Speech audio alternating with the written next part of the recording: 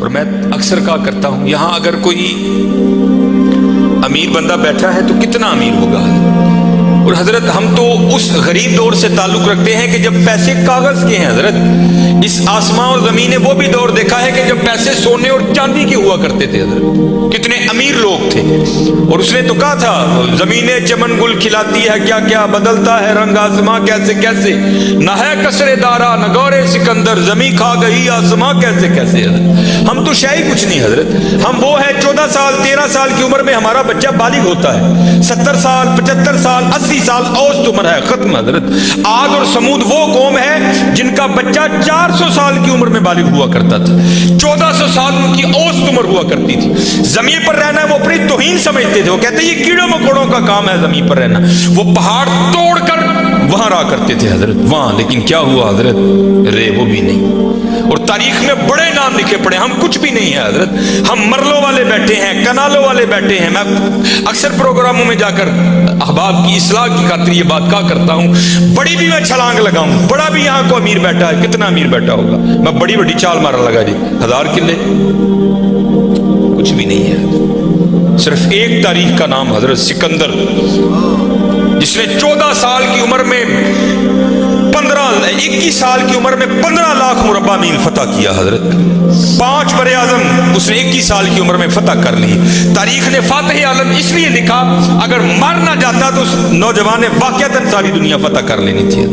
اور یہ اسپیشل پتر جتنے جوان بچے بیٹھے ہو، یہ یہود و نصارہ کی بہت بڑی ہمارے خلاف سازش ہے، ہماری جوانیوں کو انہوں نے زنگ لگا کے رکھ دیا۔ 21 سال کی عمر میں 15 لاکھ مربع میل فتح کر دیا حضرت۔ ایتھے 21 سال دے منڈے نو اما کو چھڑ کیوں لاندی ہے، نہیں یہ تو چھوٹا ہے حضرت، یہ تو چھوٹا ہے۔ وہاں 17 سال کی عمر میں محمد بن قاسم حضرت سندھ فتح کر کے واپس بھی چلا گیا تھا، ایتھے 21 سال دا جوان منڈا ہے، لیکن اما کہتے نہیں یہ چھوٹا ہے، چھوٹا، پتہ نہیں کدو حضرت اسی وڈے ہونے، پتہ نہیں کدو وڈے ہونے، اپنی عمر پتر ضائع نہ کرو، یہ جوانی پھر ہاتھ نہیں آئے گی۔ میں اکثر جمعے میں کہا کرتا ہوں، اگر کوئی مجھے کہے نا کہ مانگ تیری ایک خواہش پوری کریں گے، تو میں کہتا ہوں میں یہی خواہش کروں گا، میں پھر 17 تے لیا کھلا 35-36 کا ہو گیا مگر جڑی حضرت جوانی دی عبادت دا مزہ ہے، جڑے جوانی دے سجدے دا مزہ ہے، تانوں کی دساں حضرت کی مزہ ہونا سجدے، اپنی جوانیاں ضائع نہ کرو پتر، کسے نے نہیں جی آ کے پوچھنا ہے، کسے نے نہیں جی آ کے پوچھنا ہے۔ پہلے تمہیں سنایا جنہاں لئی تو پاپ کمائے، کتنے نہیں تیرے کرتے۔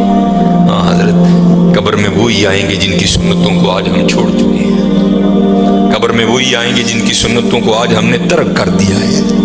نہ چھوڑو یار، اپنی جوانیاں ضائع نہ کرو، یہ جوانی بار بار نہیں ہے، یہ بہت بڑی نعمت ہے۔ در جوانی توبہ کردن شیوائے پیغمبری است، جوانی میں اللہ سے یہ جو نبی ہوتے ہیں یہ معصوم ہوتے ہیں، نبی خطا نہیں کرتے۔ یہاں توبہ سے مراد ہے اللہ سے لو لگانا، یہ جوانی میں اللہ سے لو لگانا یہ انبیاء کا شیوا، لگاؤ جوانی میں لو، پھر دیکھو تو صحیح حضرت وہ تمہارا کیا مول ڈالے گا۔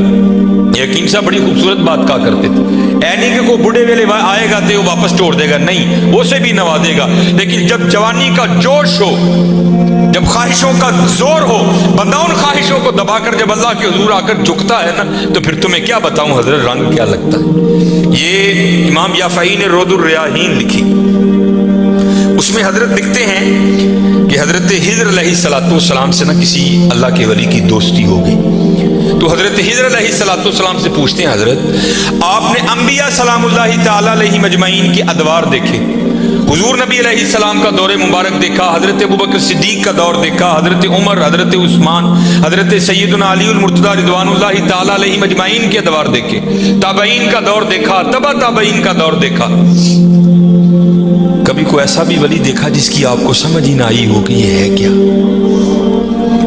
تو حضرت خضر علیہ السلام فرماتے ہیں کہ میں مسجد نبوی شریف میں حاضر تھا حضور نبی علیہ السلام کے دربار مبارک میں سلام پیش کرنے کے لیے، تو کیا دیکھتا ہوں وہاں امام عبد الرزاق، امام بخاری کے دادا استاد ہیں، کہتے ہیں آپ درس دے رہے تھے اور لوگ بیٹھ کر نا درس سن رہے تھے، فرماتے میں نے دیکھا کہ کونے میں ایک لڑکا اپنے گھٹنوں میں اپنا سر دیے بیٹھا ہے، فرماتے میں نے سمجھا شاید سویا ہے، میں گیا، میں نے اسے ہلا کر کہا اوئے نوجوان، وہاں امام عبد الرزاق درس دے رہے ہیں اور تو یہاں سویا ہے؟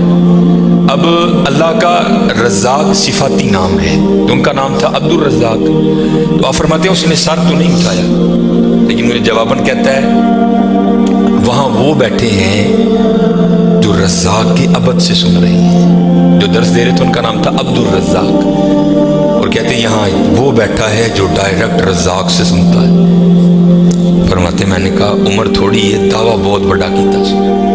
کہتے میں نے اسے مخاطب کر کے کہا اگر تو اپنے دعوے میں سچا ہے تو بتا میں کون. تو کہتے ہیں جب اس نے سر اٹھایا تو جی چاہا کہ اس کے چہرے کی پاکیزگی پہ قربان ہو جاؤں. جنہیں رجی جوانی بے داغ رکھی ہوئے پھر لاٹاں دے وجدی ہیں نا، پھر چہرے پر عجیب ہی پاکیزگی کا جنہوں ہی سادہ زبان کہنے ہیں جتی ستی حضرت جی. پھر چہرہ تو چمکتا ہے نا، اندر دا نور چہرے تے آندا ہے حضرت. آپ فرماتے وہ مجھے جواباً کہتا ہے اگر میری فراست غلط نہیں تو تم ہجر ہو. کہتے اسے پتا چل گیا کہ میں ہجر ہوں، مجھے نہیں پتا چلا یہ کیا شے بیٹھی ہے. آؤ تو صحیح حضرت. پھر دیکھو وہ کیا منہ ڈالے. حکیم صاحب فرماندے ہیں جدو گوڈے رہ گئے، دند نکل گئے، اکھاں کمزور ہو گئی، پھر آ ڈیرا لایا تو کی لائے. لیکن یہ نہیں کہ آئے گا تو وہ نہیں. لیکن حضرت جب ہر شے پورے زور پر ہو تو پھر حضرت جو آئے گا پھر دیکھو تو صحیح کرتا کیا ہے. وہ اقبال نے لکھا تھا نا، اقبال ایویں نہیں کہتا. اقبال کہتا ہے عالم ہے فقط مومن جاں باز کی میراث، مومن نہیں ہے جو صاحب لولاک نہیں ہے. ہاں بڑے جوان بچے بیٹھے ہو، اپنی جوانیوں کو ضائع نہ کرو. دوسری بات یاد رکھنا حضرت، یہ بات میری آج پلے باندھ لینا، اگر آج ہم برائی سے باز نہیں آئیں گے تو پھر یہ برائی کل ضرور ہمارے آگے آئے. حضرت بھی بیٹھے ہیں، علامہ صاحب بھی بیٹھے ہیں. یہ حدیث پاک کا مفہوم ہے کہ زنا دین ہے. یاد رکھنا پتر، زنا دین ہے، واپس آئے گا ضرور. اس کی بیٹی کے ساتھ، اس کی بیوی کے ساتھ، اس کی بہن کے، جہاں تک لکھا ہے کہ اس کی دیوار کے ساتھ زنا کیا جائے گا، زنا واپس آئے گا. دھیان رکھیو پتر. اے او ٹویا جی کڈو گے تو کل کسی نہ کسی ساڈے نے بھی ضرور ڈگنا. دھیان کر لیں. اور مجھے میرے سیدی نے، کیونکہ میں ڈاکٹر بھی ہوں، حکیم بھی ہوں، لیکن میں پریکٹس نہیں کرتا. ایک دو سلسلے ہیں اللہ میرے اندر سے وہ نکال دے، اس دن اسی بھی حضرت بہ جاؤں گے. پھر جب میں نے یہ دونوں کورس کر لیے تب مجھے سیدی نے بات سنائی. آپ فرمانے لگے کوئی بزرگ تھے ساتھ حکمت بھی کرتے تھے. مریض آتے تھے ان کے پاس، وہ کو مریض آئی نوجوان لڑکی تھی. جب انہوں نے نبض پکڑی نا تو شیطان تھوڑا سا غلبہ کر گیا، اور نبض پڑھتے ہوئے پکڑتے ہوئے اندر تھوڑا سا غلط خیال آیا، لیکن ساتھ ہی رحمت ہو گئی. وہ دھیان کرو اللہ ویدہ بھی نبض چھوڑ دی، نبض چھوڑ دی، بس خیال ہی گزرا. پہلے شیطان کی طرف سے آیا، دوسری اوپر سے مہربانی ہو. دھیان کر علم یا علم بھی ان اللہ یا، کیا تو نے نہ جانا کہ خدا دیکھ رہا؟ ترقی کر دے. ماں باپ آتے ہیں تو چینل بدل دیتے ہو، اور ایک دفعہ کہتے ہو حضور حاضر و ناظر ہیں. وہ خیال نہیں آتا کہ حضور بیٹھے بھی دیکھ رہے ہیں کہ میں نیٹ پہ کیا دیکھ رہا ہوں. کیوں بھول جاتے ہو ہمارا اللہ بھی دیکھ رہا ہے کہ میں نیٹ پہ کیا دیکھ رہا ہوں. خیال گزرا، ساتھ ہی خیال علم یا علم بھی ان اللہ یرا ربنا انک تعلم ما نخفی وما نعلن وما یخفی علی اللہ من شیء فی الارض ولا فی السماء. کوئی چیز ہاں زمین کے اوپر ہے، ہاں نیچے ہے، کوئی چیز بھی اللہ سے نہیں چھپی. خیال آیا چھوڑ دی.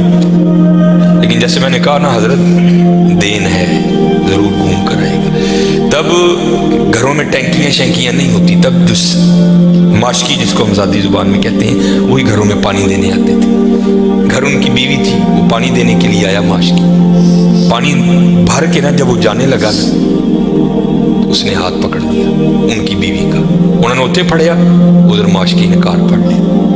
وہ بیوی آگے سے ہاتھ چھڑا کر کہتی ہے وہ پتر کی ہو گئی.